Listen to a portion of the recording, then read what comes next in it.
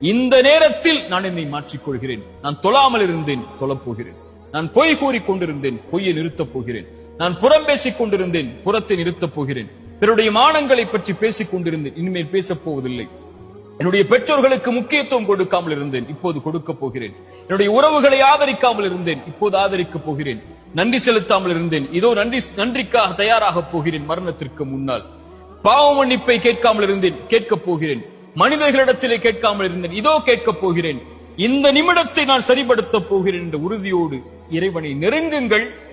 உங்கள் வாழ்வில் எது இல்லை என்றாலும், எதை நீங்கள் இழந்திருந்தாலும் அந்த கவலையை இறைவன் நீக்கி அவனிடத்திலே நெருங்குவதற்குரிய வாய்ப்பை இறைவன் கொடுத்து, உங்களுக்கு எதை வேண்டுமோ அதை அவனிடத்திலே கேட்டுப் பெறுவதற்குரிய அவகாசத்தையும் இறைவன் நீட்டித்து தருவார். இந்த ஒரு புரிதலை புரிந்தால், இந்த நேரத்தை பயன்படுத்தினால், இந்த நாளை பயன்படுத்தினால், இந்த நொடியை நமக்காக நாம் அமைத்துக் கொண்டால், இந்த உலக வாழ்வில் நாம் வெற்றியை நோக்கி பயணிக்கலாம்.